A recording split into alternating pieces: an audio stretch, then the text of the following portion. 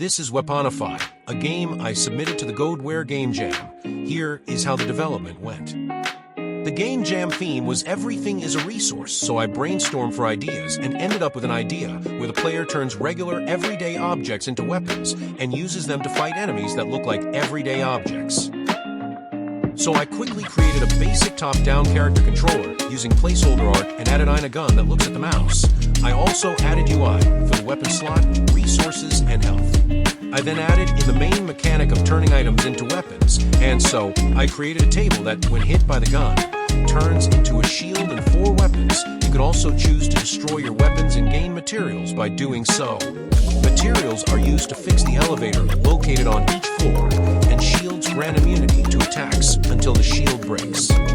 Next, I added in a basic enemy that moves towards the player and looks like a table, and made it so that if the enemy touches the player is knocked back, flashes white for a split second, and takes damage. I also coded a modular weapon pickup system that works for all melee weapons in my game, and that helped make the development of the game more efficient.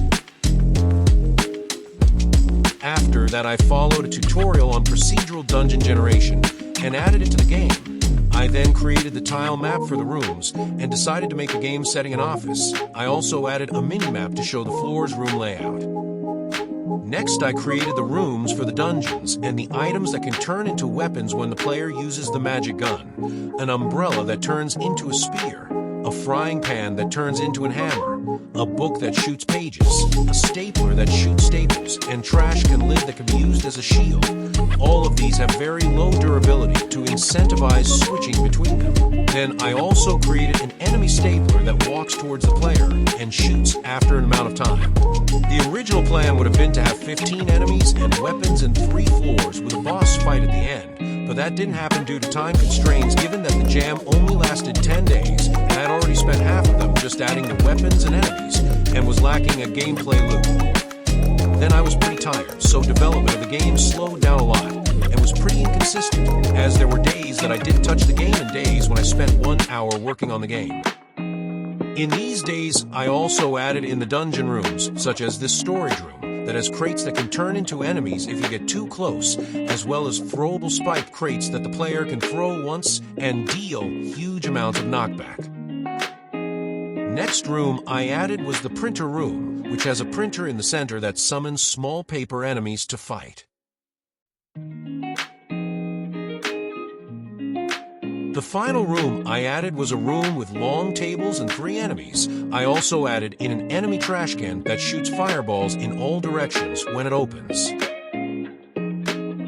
On the last day of the game jam, my family wanted to go to the swimming pool with me, and I agreed, but the game was incomplete.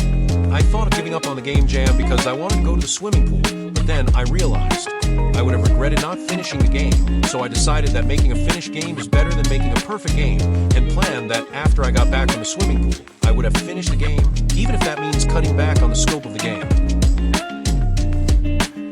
And so that day, I went to the swimming pool and had lots of fun with my family.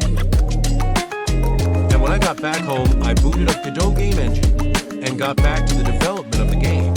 First thing I added was an elevator that takes the player to the next floor if they have the right materials, which are collected by killing enemies or destroying weapons.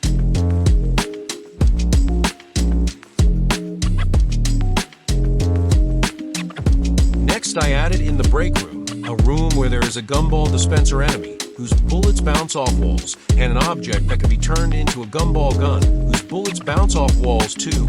I also added in this room a coffee mug enemy that targets the player's location with area of effect attacks, but I didn't show it in the footage because the enemies that spawn in each room are chosen randomly from a pool of them. In this room, I also put the frying pan that turns into a hammer from earlier, and a frying pan enemy who is also not shown in the gameplay footage.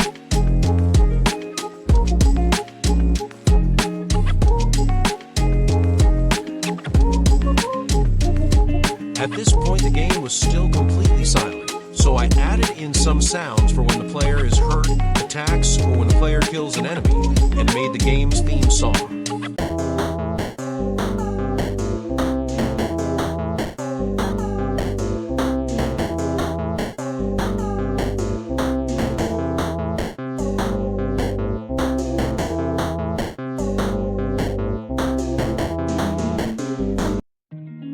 After that, I added upgrades and a room that contains 3 random upgrades. Each upgrade costs half a heart and will give you a bonus ranging from extra durability to doing more damage every time you beat an enemy without taking damage. Then I added in the second floor and gave most enemies a pallet swap that makes them stronger. For example, the trash can enemy now shoots 10 bullets and more frequently. I also made it so that the second floor has more rooms. I then created the second level's soundtrack by speeding up the first level's soundtrack and making it have a higher pitch. Here it is.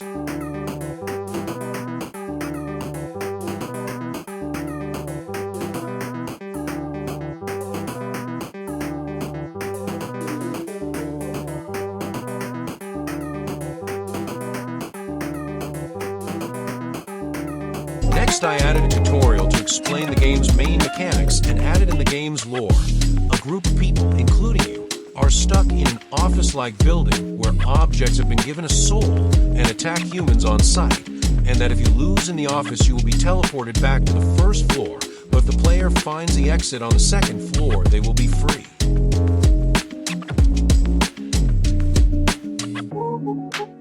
After that, I added a win screen when the player beats the game and submitted the game to the Gamejam and went to bed. The Gamejam isn't over yet, so I will post the results when it ends, but now I want to say some things I like about the game and what this project has taught me. First thing I really like is the concept, as I think it fits the theme wonderfully. I also really like the enemies, as I think there's a lot of variety of enemy types. This project was very over scope, as I vastly overestimated the amount of time I would have spent developing the game and underestimated how hard it would have been to make it. Only 10 days has also taught me that finishing a game is more important than making a perfect game, and that helped me realize that while my game has its flaws, it's still fun. If you are interested in playing the game, I put the game link in the description, and if you want to see more devlogs, consider dropping a like and subscribing. Devlog over, have a nice day, and see you next time.